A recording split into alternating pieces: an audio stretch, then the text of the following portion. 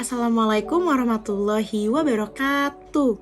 Perkenalkan, nama saya Namira Hairani dari kelas TICK 6B. Di kesempatan kali ini saya akan menjelaskan materi mengenai teks prosedur. Kalian ada yang udah tahu belum sih apa itu teks prosedur? Kalau belum, yuk simak materi ini sama-sama.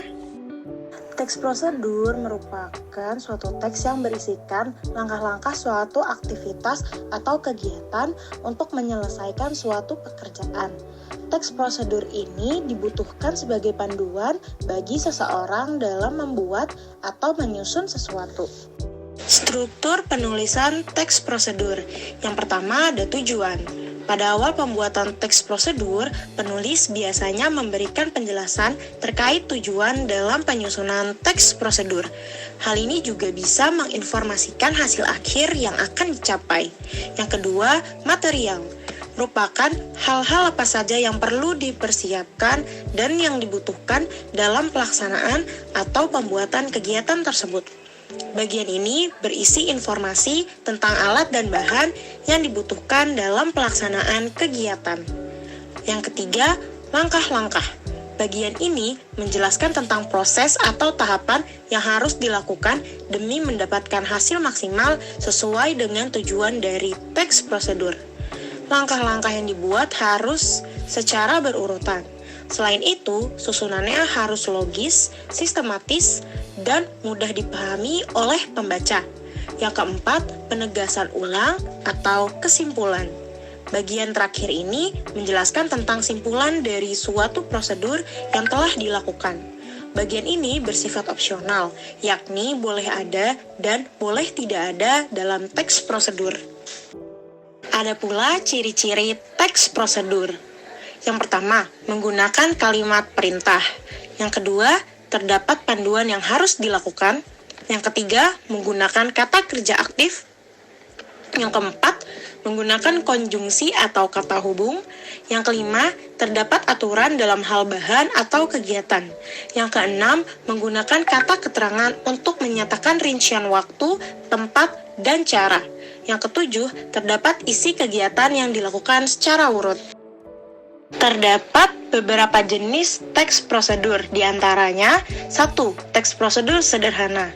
Teks prosedur sederhana hanya berisi 2 atau 3 langkah saja. Yang kedua, teks prosedur kompleks. Teks prosedur kompleks terdiri atas banyak langkah dan jenjang untuk tiap tahapannya. Yang ketiga, teks prosedur protokol. Teks prosedur protokol merupakan teks prosedur yang langkah-langkahnya bisa dibolak-balik, tapi tujuannya tetap bisa tercapai. Terdapat kaidah kebahasaan teks prosedur. Yang pertama, kalimat. Pada teks prosedur, kalimat-kalimat yang digunakan dapat dikategorikan dalam 3 bagian. Kalimat tersebut adalah 1. Kalimat imperatif. Merupakan kalimat yang mengandung perintah. Pada jenis kalimat ini, tanda seru digunakan untuk mengakhiri ungkapan atau pernyataan.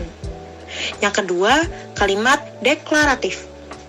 Kalimat ini dikenal sebagai kalimat yang sifatnya lebih memberikan informasi dan sering juga disebut sebagai kalimat pernyataan.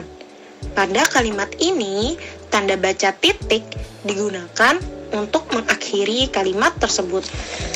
Yang ketiga, kalimat interrogatif. Kalimat ini digunakan untuk mencari informasi dengan memberi pertanyaan. Oleh karena itu, di akhir kalimat interrogatif diberikan tanda baca tanda tanya.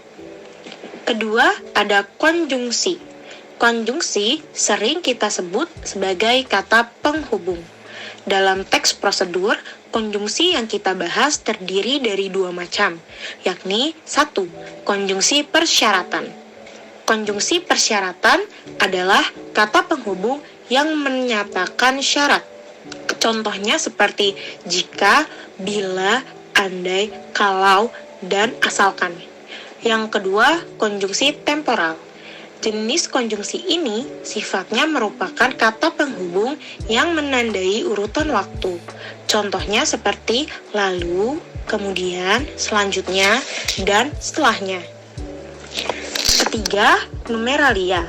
Numeralia merupakan kata bilangan yang digunakan untuk mengurutkan langkah-langkah dalam teks prosedur.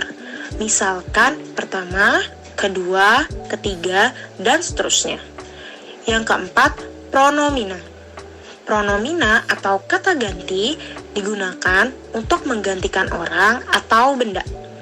Berdasarkan fungsinya, yang menggantikan orang atau benda, pronomina dibagi menjadi dua macam. 1. Pronomina penunjuk. Kata ganti untuk menggantikan benda. Contohnya, ini, itu, dan tersebut.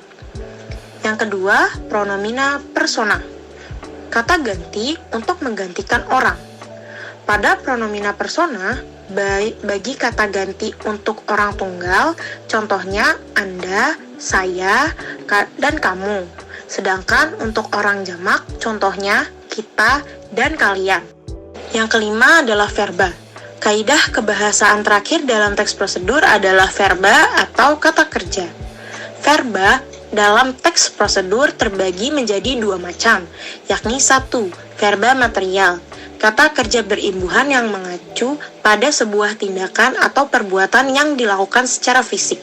Contohnya, mengupas, mengiris, memaku, memotong, dan lain sebagainya. Yang kedua, verba tingkah laku. Kata kerja yang ditunjukkan lewat ungkapan. Verba ini juga dipahami sebagai kata kerja yang tidak tampak aktivitasnya. Contohnya, menyukai, berpikir, dan menyetujui. Dan begitulah materi mengenai teks prosedur. Kurang lebihnya saya mohon maaf. Terima kasih atas perhatiannya. Wassalamualaikum warahmatullahi wabarakatuh.